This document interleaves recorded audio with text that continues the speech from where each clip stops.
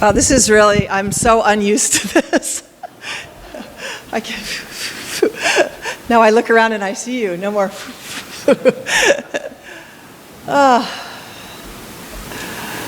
Yeah. I just want to ask everyone, we've all been through a lot. We're all happy to be together. But, the reality is we've been through a lot and the world has been through a lot. So I want to just ask everyone to do something, which is just to stand up quietly and look around the room and just take in your brothers and sisters just for a moment and appreciate one another.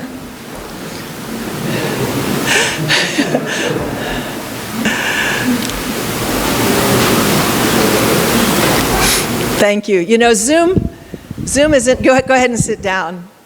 Zoom is interesting because on the one hand,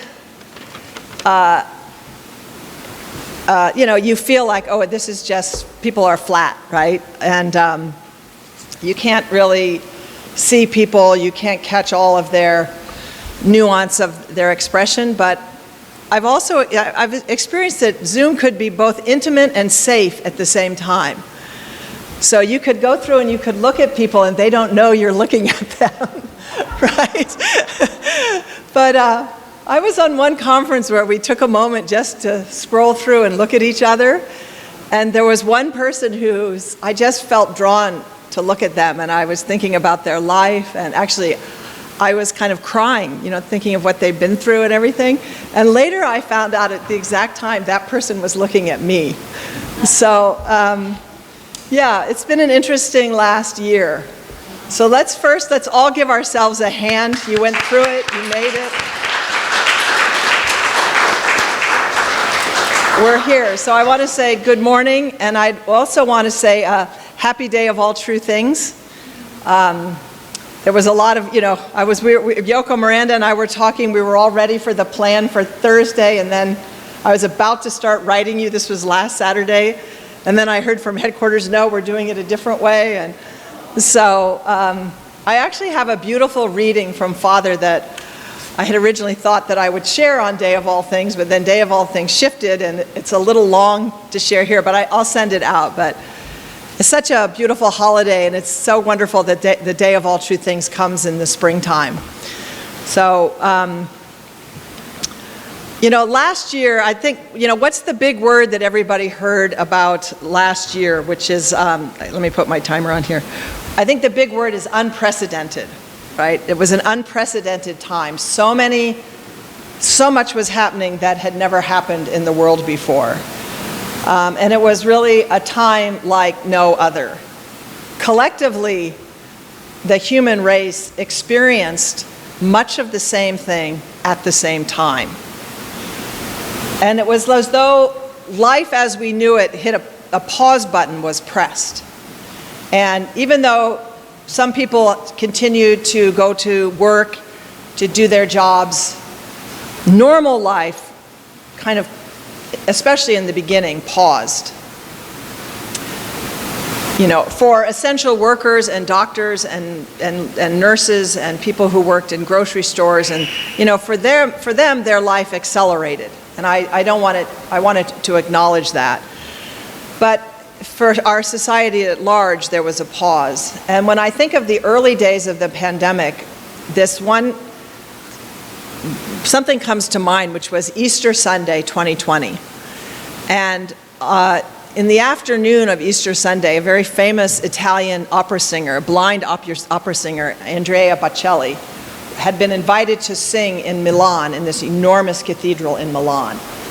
And it was just he and a microphone in the cathedral, someone playing the organ, and then the camera people. And while he was in the cathedral, he was singing in, I think it was all Latin and/or Italian. And then at the very end, he walked out into this enormous plaza that was completely empty. There were no people, right? Just this lone microphone. And he walked up to the microphone and he sang Amazing Grace in English. And while he was singing, the camera, I think through probably drones, was going live through first through Milan, the streets of Milan, then Rome, then Paris, London, New York, Los Angeles, Tokyo, Beijing, Mumbai, maybe I think even Johannesburg. They were going around the world to all these like iconic, I think it was actually it's the Sydney Opera House, you know, the Eiffel Tower, the Statue of Liberty, and there were no people. But because he was singing in the way it was Easter Sunday, I felt this kind of sacred feeling, that something very sacred was going on, and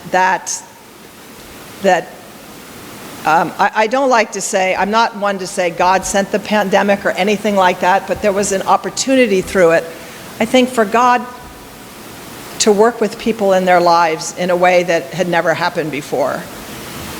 Even nature, you know, responded during the pandemic.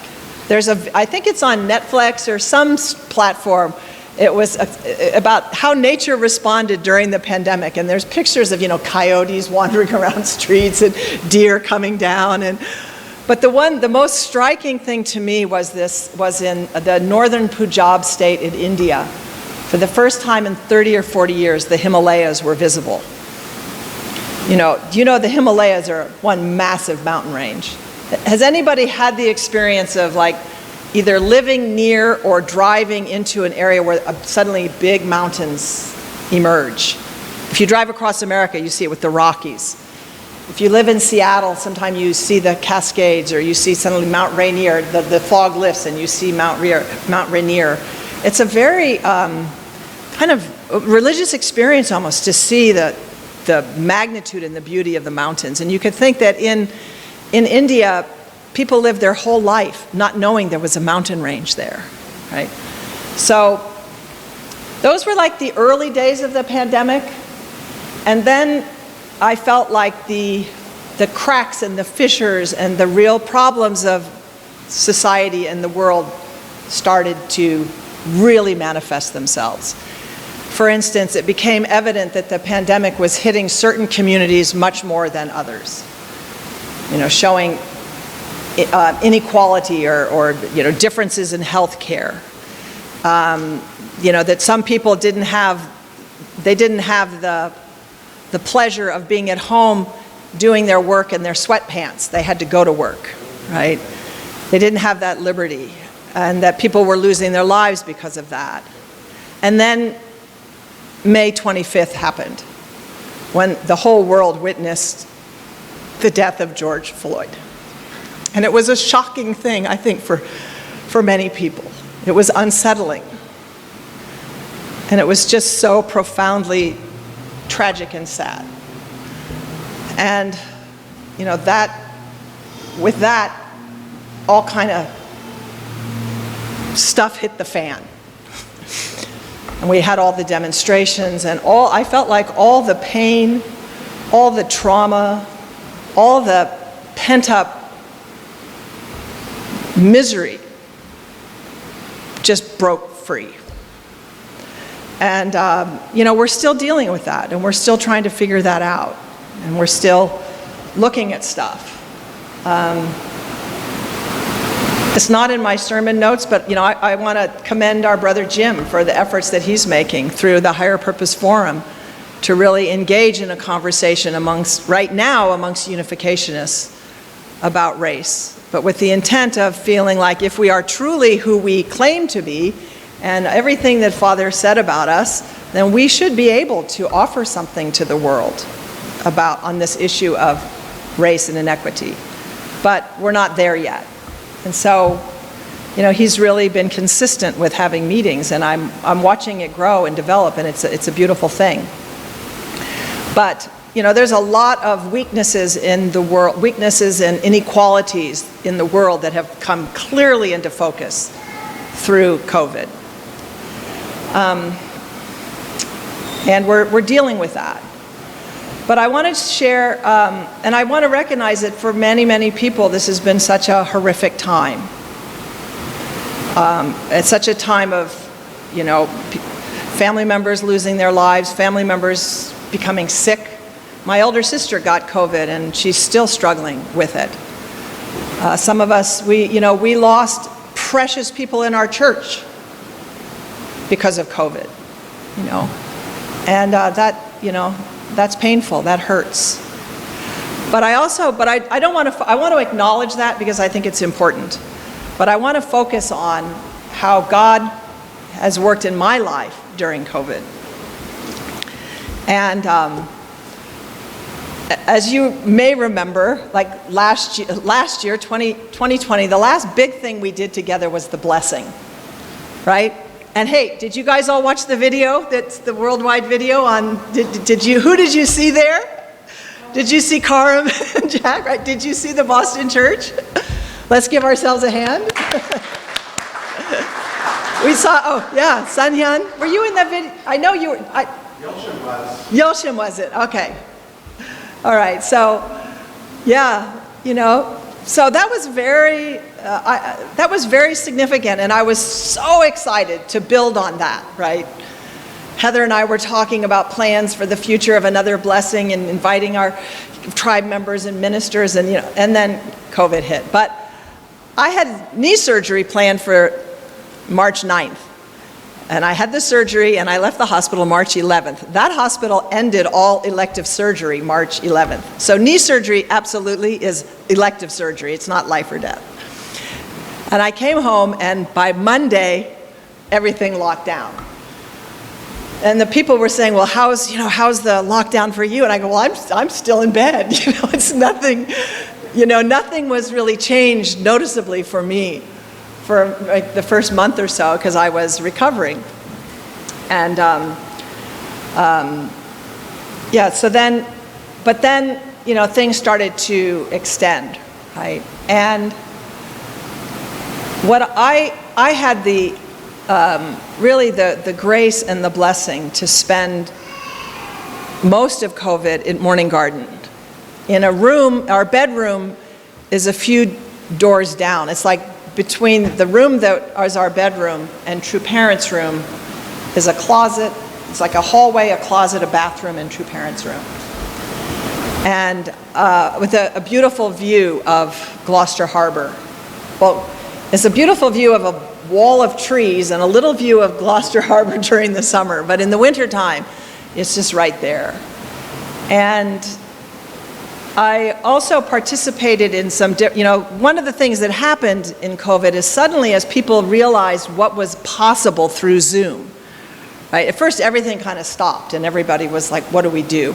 But then the world began to realize, wow, it's a whole lot easier to hold a conference. It's easier for people to come to it on Zoom because you don't, in the comfort of your own home, you can go to church, you can learn things, you can listen to concerts, you can do all kinds of things, right? So I had the opportunity to do like a course that a part of it was focused on meditation. And I have been really wanting to learn more or be taught or experience something more in the realm of meditation because it's just my own spirit felt the need to be quiet. And there's some wonderful quotes in the Bible that I'll share in a minute with you, but I want to tell you the story. I want to set this one story up because I feel like there's a lot for us there, and it's the story of, one of the stories about Elijah. So Elijah was a prophet in the Old Testament, and those prophets, those main prophets, they told it like they saw it, right? They took on the fallen world head on. And Elijah had confronted all the priests of the false gods, and he'd been able to win over them on one level, but he just made everybody mad. And his life was at risk, and he had to run into the wilderness. And, he felt so heartsick and heartbroken. And he just said, I've had enough. I cannot do this anymore. And he lay down under a tree and took a nap, fell asleep. And when he woke up, there was an angel was there, and there was bread and water. And the angel told him, to get up and eat. So he ate the bread, he drank the water, and he fell back asleep again. So you can imagine what he'd been through. He was really exhausted, emotionally, spiritually, everything. So then the second time the angel came and woke him up and told him, you have a long, long journey ahead and you need sustenance. So eat some more. This is for you. So after having slept twice, eaten twice, drank twice, he embarked on a 40-day and 40-night journey that brought him to Mount Horeb, which is the mountain that Moses was on. And he found a cave, and he went into the cave and spent the night. And then during that time, I want to read then one account. This is I'm going to be sharing two different translations of the same. Let's see. Just a moment. Okay, here we go. He said to God, I have been very zealous for the Lord God Almighty. So I want you to imagine this. He's really given out everything, but he's filled with a sense of failure. The Israelites rejected your covenant. They tore down your altars, put your prophets to death with the sword, and I'm the only one left. And now they're trying to kill me too. And the Lord said to him, go out and stand on the mountain in the presence of the Lord, for the Lord is about to pass by. So Elijah goes out, stands at the front of the cave. And then a great and powerful wind tore the mountains apart and shattered the rocks before the Lord. But the Lord was not in the wind. After the wind, there was an earthquake, but the Lord was not in the earthquake. After the earthquake came a fire, but the Lord was not in the fire. And after the fire came a gentle whisper. When Elijah heard it, he pulled his cloak over his face and went and stood at the mouth of the cave. Then the voice said to him, what are you doing here, Elijah?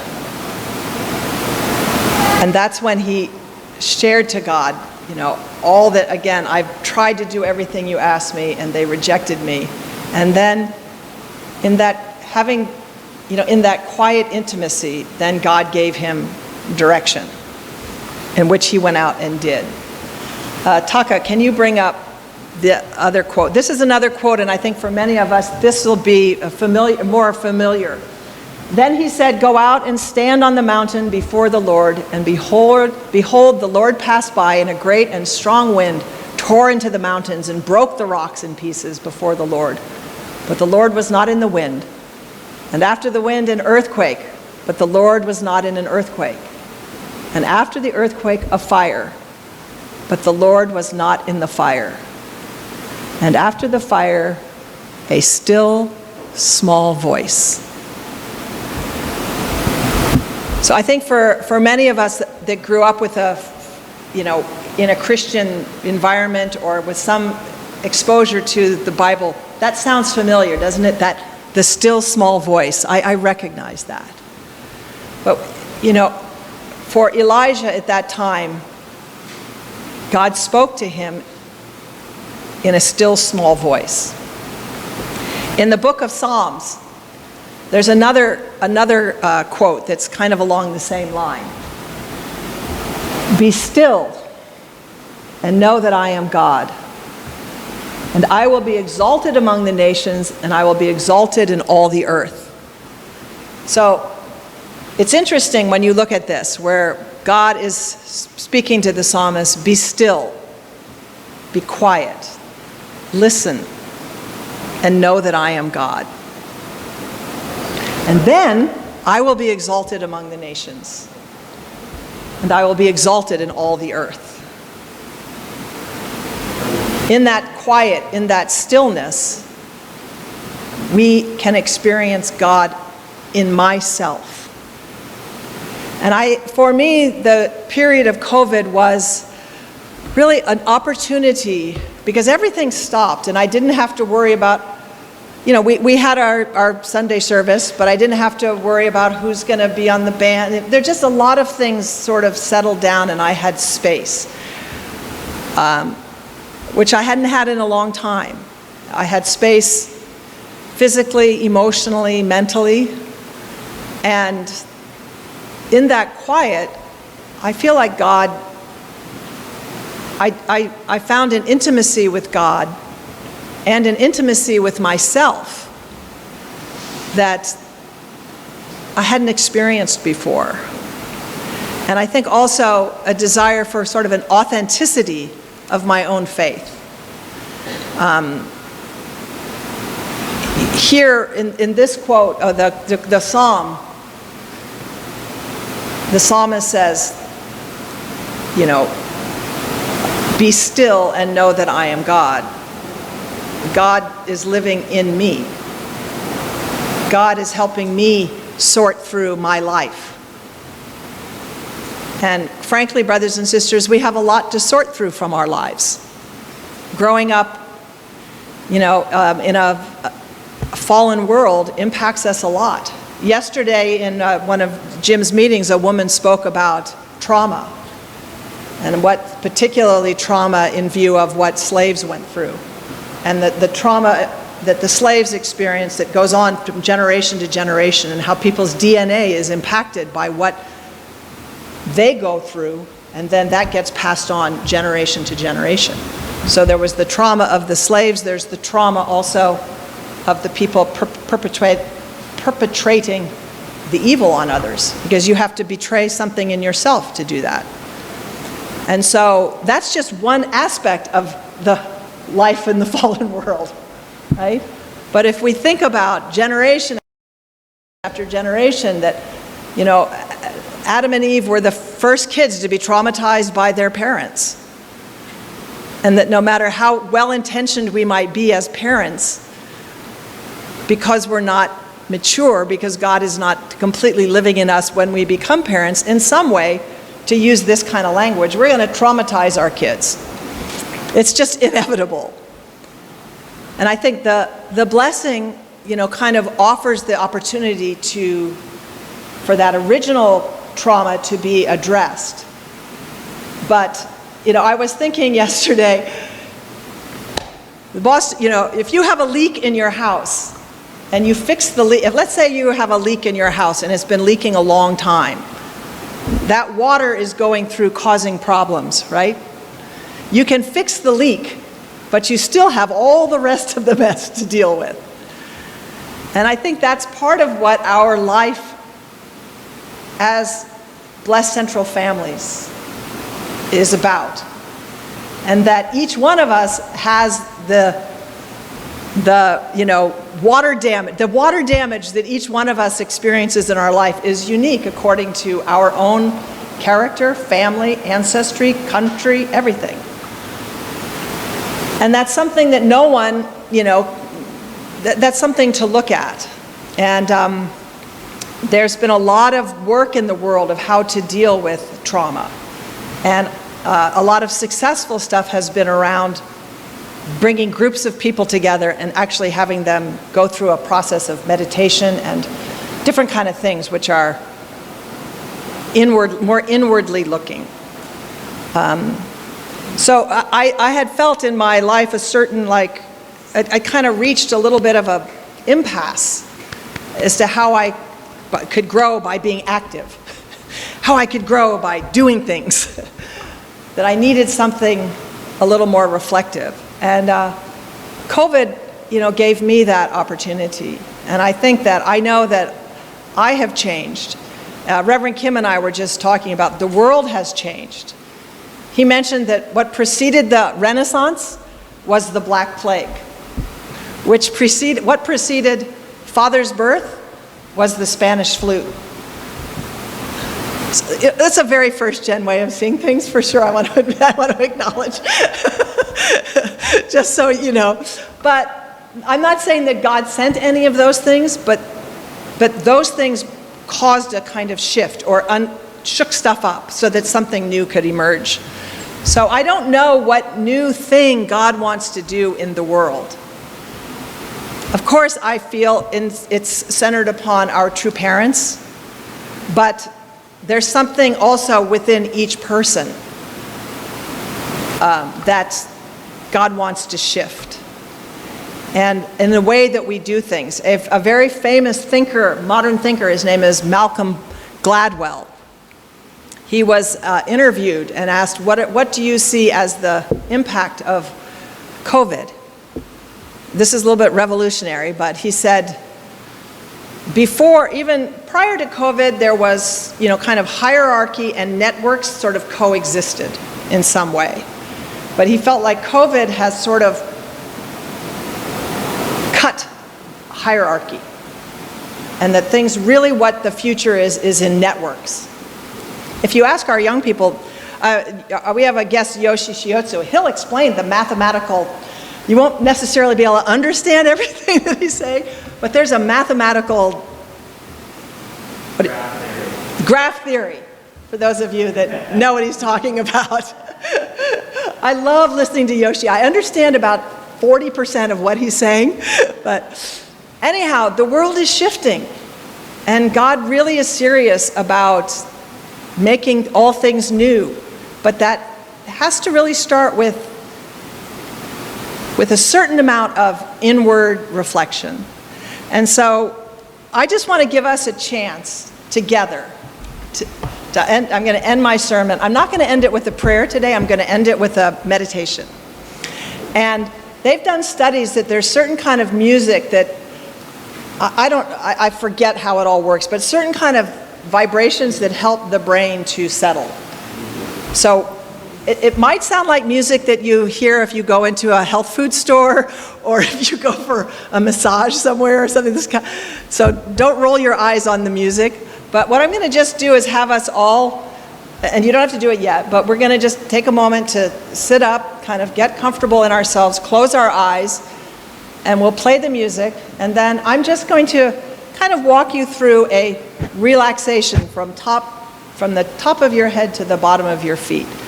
And that's all. And that's all I'm going to do. So I'm not going to say, imagine yourself on a beach, or, think about your mother traumatizing you when you were nothing like that. I'm just going to do a relaxation thing, and then see how you feel. We did this in Gloucester one day, and everybody really enjoyed it. So I thought we'd do it together. So we can turn the lights down maybe.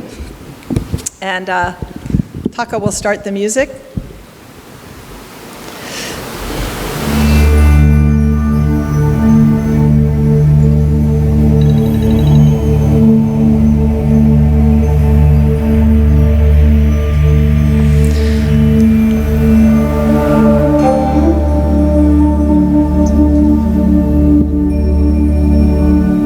So take a moment and notice your breath, how you breathe in and you breathe out. You don't have to take any deep breath or anything special, just notice your breathing.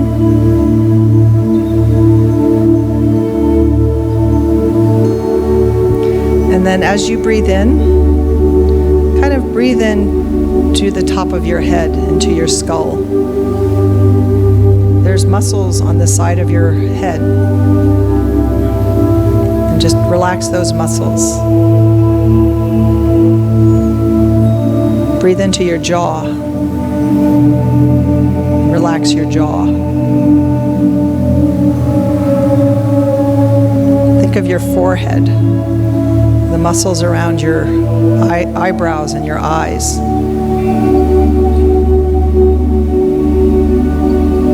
Go to your cheeks.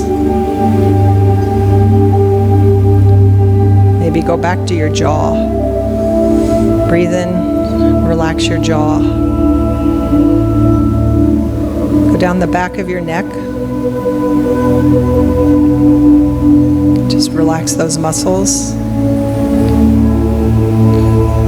Bring your awareness to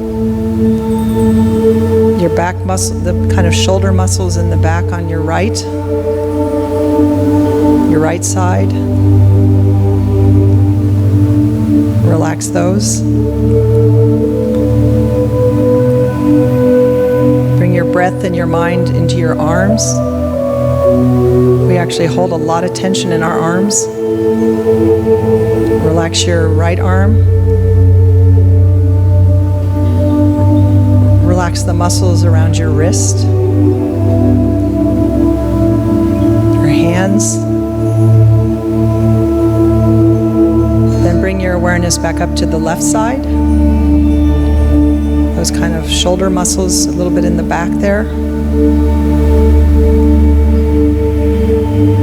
Breathe into your left arm, your upper left arm. Your left forearm. The muscles around your wrist, your fingers.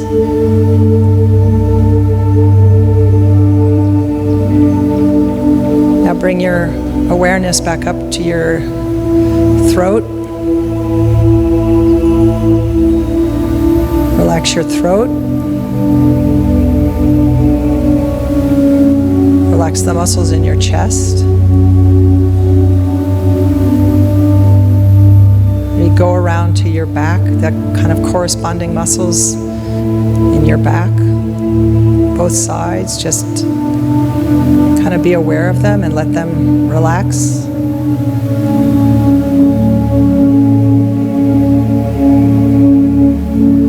Now the muscles around your stomach, your groin,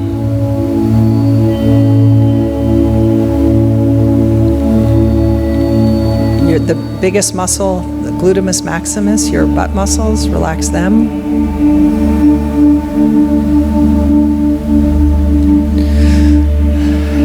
Relax your thighs, your right thigh, muscles around your knee. Relax the muscles on the outside of your right shin, your calf muscle. Feel your feet on your right foot on the floor and relax the muscles in your right foot.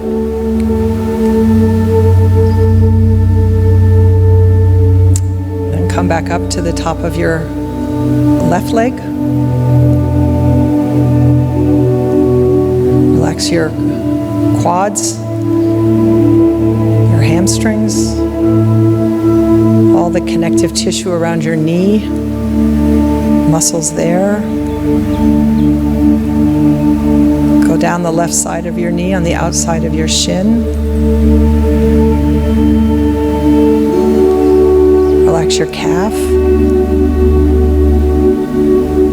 your ankle, left ankle, left foot.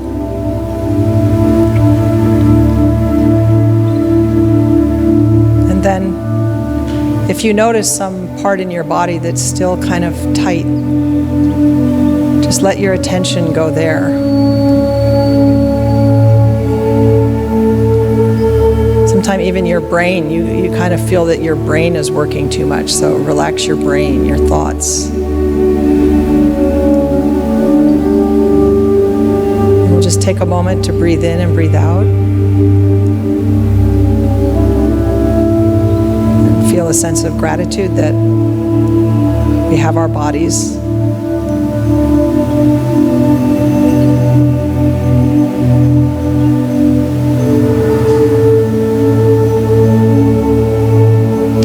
In your own way, you can offer a gratitude.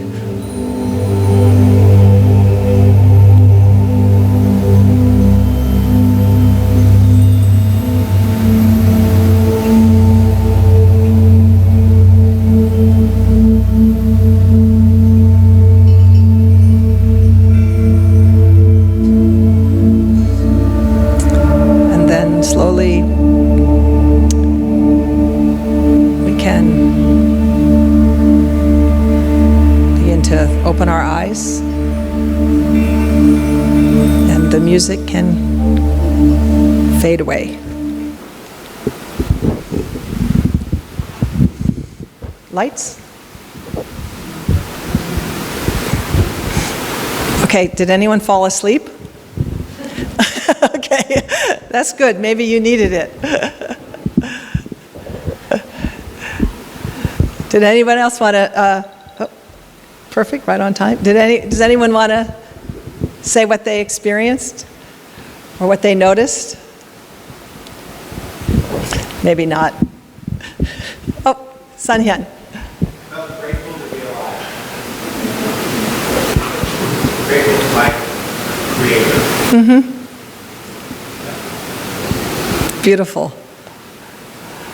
I noticed of myself many times that I have to, it's almost like my brain, my thinking it's going so hard that just, it's like I relax my brain, literally relax my brain.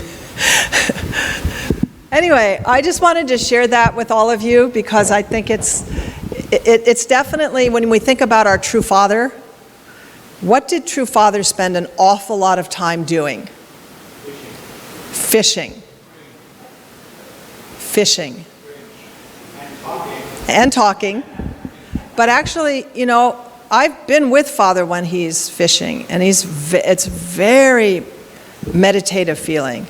And I also was with Father in I think I've shared this before, in Punta del Este, Uruguay, right after Father started Hundoke. The first full year of doing Hundoke. And Hundoke started at 6 a.m. But I would get up early, but no matter what time I got up to go over to where the Hundoke was, Father would be out on the porch. You know, just sitting in silence. Now, I don't know if he was praying or meditating. Father comes from a tradition, you know, Asia's got a lot of tradition of Buddhism there, you know. And I think that Father, I just don't think Father could have done what he did without taking time to process all that was going on.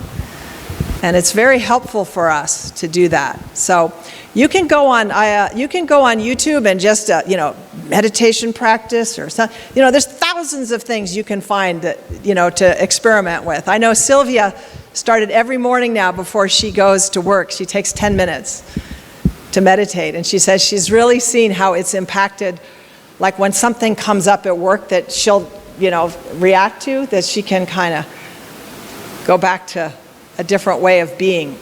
So I just wanted to share all of that with all of you. The Quakers, you know, that's all the Quakers do. Did you know that? You go to church, in a Quaker church, you go in, you sing some songs, and then you just sit. And then it's over. But anyhow, I'm not threatening that we're going to do that here yet. Maybe we could try one time, but not now. So thank you, everyone. We'll continue on now with the rest of our service.